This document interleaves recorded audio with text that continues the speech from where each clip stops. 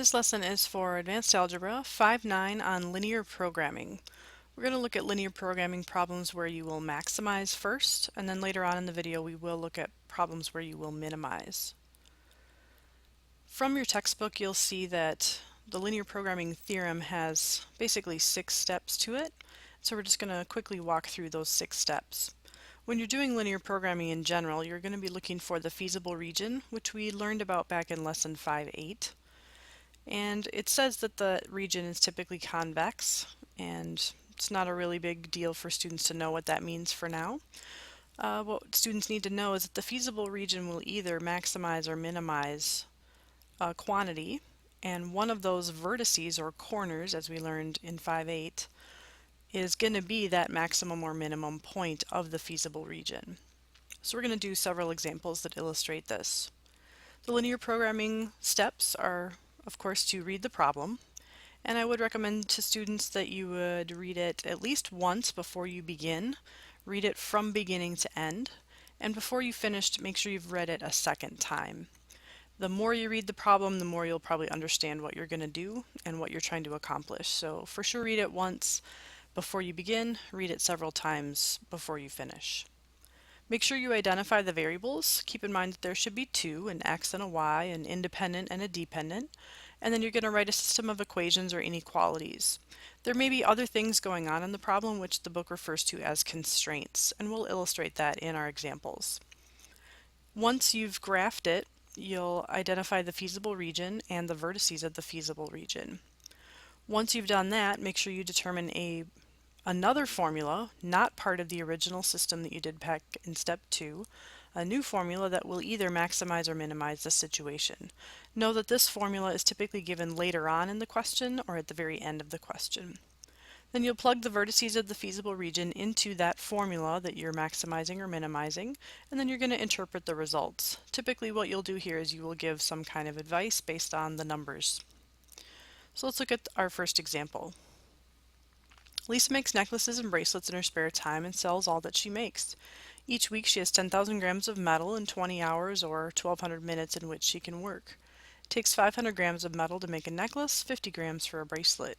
Each necklace takes 30 minutes to make and each bracelet takes 15 minutes. Let N be the number of necklaces and B be the number of bracelets that she makes each week. Write constraints that match the situation and graph them and find the vertices of the feasible region. If she makes a profit of $8 on each necklace and $5 on each bracelet, how much of each should she make in order to maximize her profit? So what's nice on this question is they do give us the variables right away. We know we're doing N and B as our variables. Another thing that is a good clue for students if you're not sure which things should the variables be is look at what the second thing is or the last thing is that they mention. They mention $8 of profit per necklace, $5 profit per bracelet, so that's telling you right away that N and B have to be your variables. So even if these pieces weren't given, we could kind of deduce that on our own from what the maximizing profit equation is going to be. So we know that the constraints then are going to be the other things mentioned. The other things mentioned besides the necklaces and the bracelets are the metal and the time. So we're going to write an equation for each of those. So on the first equation here I've got N and B, N for necklace, B for bracelet. She's got 500 grams of metal that it takes to make a necklace and 50 grams for a bracelet, and she has 10,000 grams total in which to work with. Know that she can work with that amount or less, which is why we use the less than or equal to symbol. The other equation is for the time involved. It takes 30 minutes to make a necklace, 15 minutes to make a bracelet, and she's got 1,200 minutes total available. Just watch out here, students. You want all of these to be in minutes. Don't mistakenly put in hours here at the end by mistake. Keep in mind that she's got 1,200 hours available to work, so she doesn't have to utilize all of that time. So that's why we said less than or equal to. There's an assumption here that we know that we're going to only be making positive bracelets and necklaces, but in order to be complete and precise, we would put N is greater than or equal to 0 and B is greater than or equal to 0. What this indicates is just a reminder for those looking at our problem that we know that we're going to be working only in quadrant 1. So now we need to go ahead and make a graph of all of these equations or inequalities. So the next thing that I do here is I make a quick little table of the top equation here in purple and the bottom equation here in green, and then I know that I'm only in quadrant 1 with the last two equations. So if I plug in 0 for n, then I'd basically be solving 50b equals 10,000. So I'd take 10,000 divided by 50 to solve for b, and I get 200. Then I start all over again and I plug in 0 for b. So that makes this part go away, and I'm solving 500n equals 10,000. So I divide by 500 and get 20. So I knew that I was going to have to go all the way to 200 on my graph. And by the way, make sure that you pick which variable is going to be which. I listed the n first and the b second, so that means that this is my n variable and this is my b variable here. It's very important that you label so that anyone looking at your graph knows which is which. So I knew that my purple graph was going to start at 20, 0, and then go all the way up to 200. I didn't have a whole lot of room to do that, so I just kind of estimated that and just kind of indicated that it keeps going. It's normally better for students to go ahead and pick a scale that will show all the values that you're looking for, so I probably should have picked a better scale on my graph than what I did. For the green, or the second equation here, plug in 0 for n, I solve 15b equals 1200 and I got 80. Plugged in 0 again for b, solved 30n equals 1200 and got 40. So the green line there has been graphed as well at 0, 80 and 40, 0. So then I need to identify where those are going to be crossing each other. One thing I did forget to do in that is to talk about the shading. I do shade below on each of these graphs, so the point where, or the feasible region where I'm going to be shading both of them at the same time is this region right in here. I would have shaded below the purple line and below the green line, so I'm shading all of those is within this red region here. So that's my feasible region. So then my vertices are going to be here at 20, 0. A spot here where they cross, which I'm going to solve for in just a minute. It ends up being at 1550, but I don't know that when I first graph. And then up here at 0, 80. There is another vertex here at 0, 0, but know that when you don't make any necklaces or bracelets, you won't make any profit. So typically we ignore this last vertex because it doesn't really lend us any help. So I want to find where the two equations cross each other, which is where the two equations are equal to each other.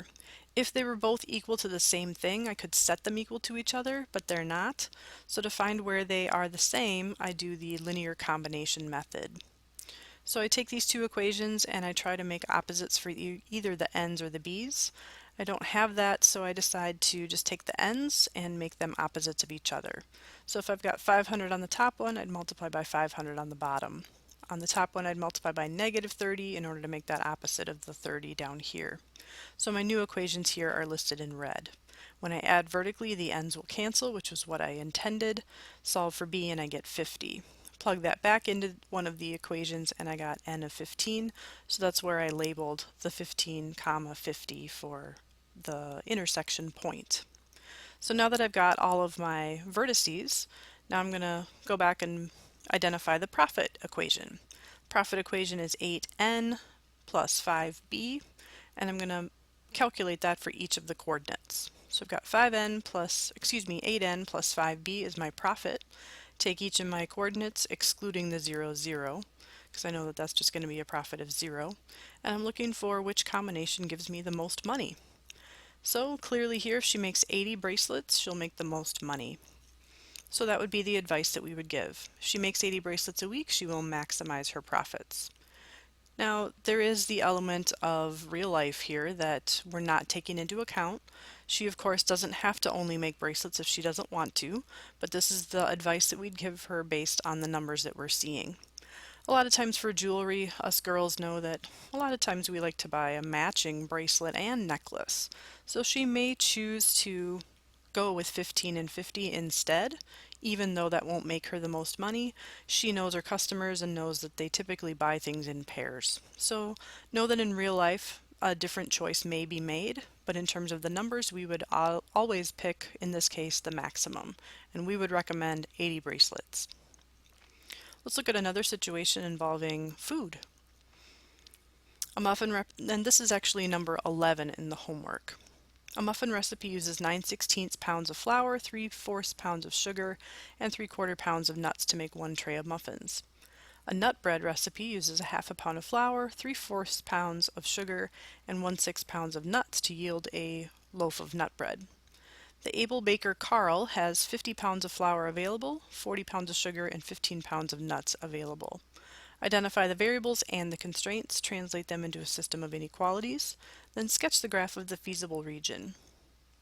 How many of each item should Carl make to maximize his revenue if a tray of muffins sells for $8 and each loaf of nut bread sells for $12? So when you're thinking about this question, notice that we've got flour, sugar, and nuts, and then we're also making muffins and bread. So there's actually 5 things going on here that we need to keep track of. Remember that when you're identifying your variables and your constraints, you typically want to pick 2 variables.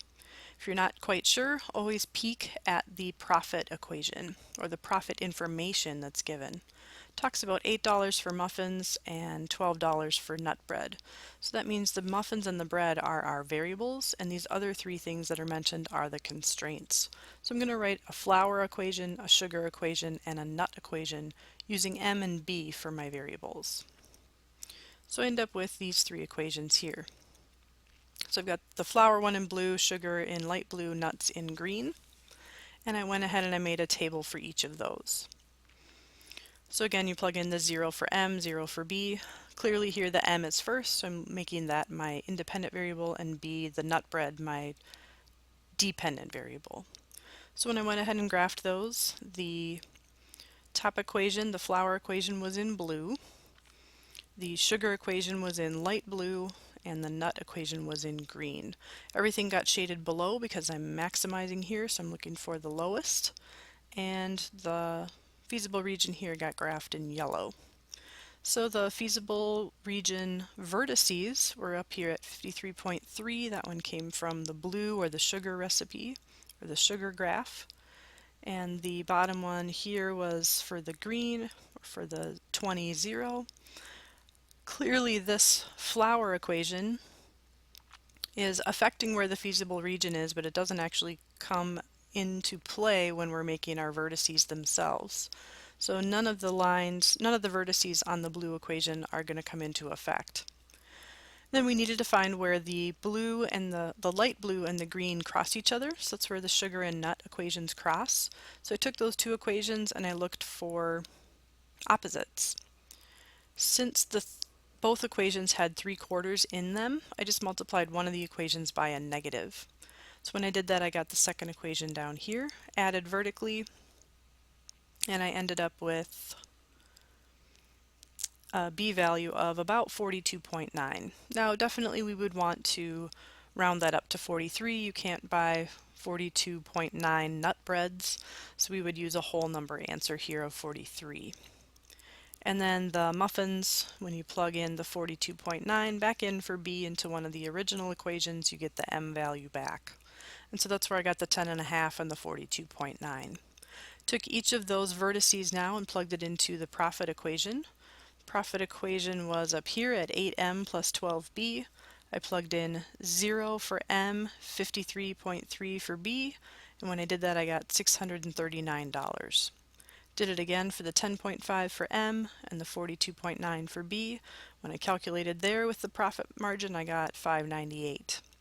And then down here for the 20 and the 0, I got $160. Clearly I'm trying to maximize here, so again the advice here would be make 43 breads and don't make any muffins.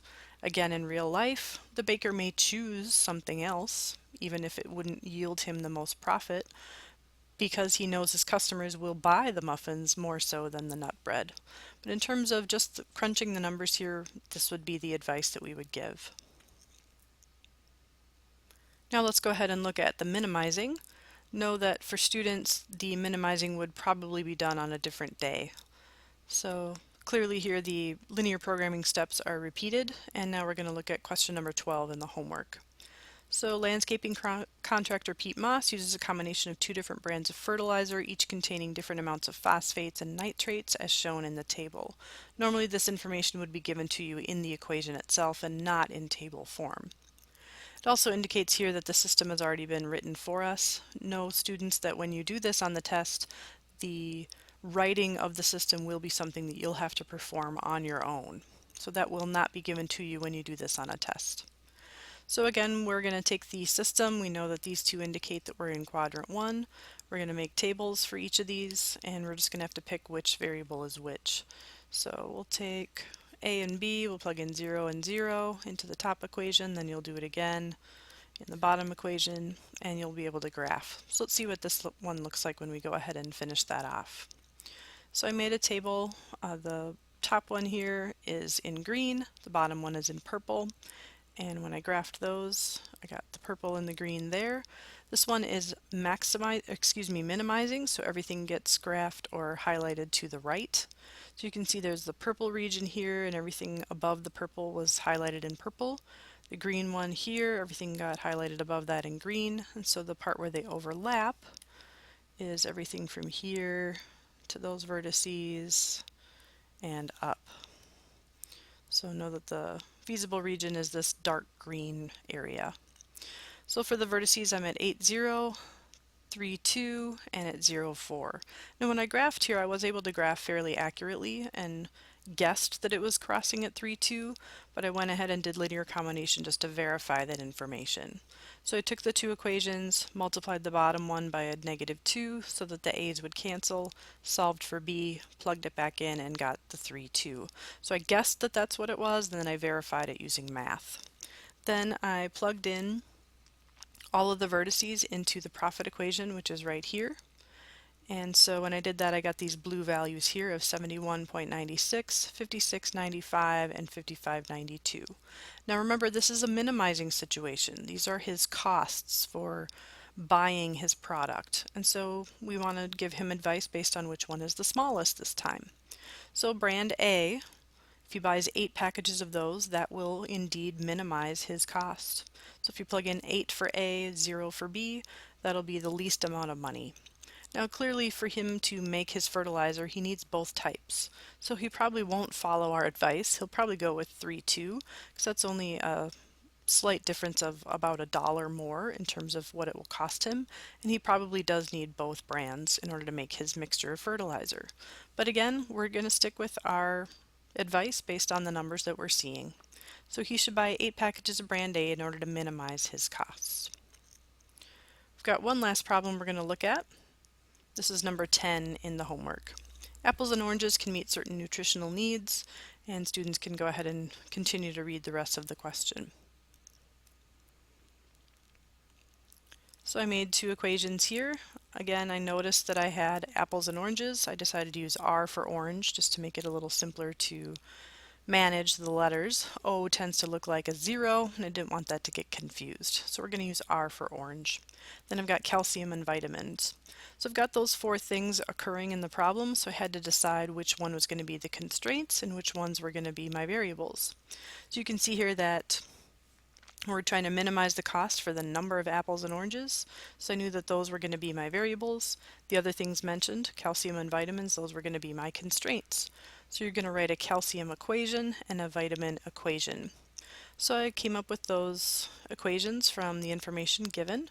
Keyword here is at least, so this time we're using greater than or equal to instead of less than. Went ahead and made my 0 tables for each of the equations, and I did do linear combination here to find where they cross. I know this picture is a little bit misleading because my colors didn't quite highlight the way that I would have liked. The pink line here, I graphed everything above that in pink. The orange line here, I graphed everything above that in orange. So when I overlapped, my feasible region is right along the orange line here and right above the pink line there, and then everything above that. So the feasible region is just the dark area here.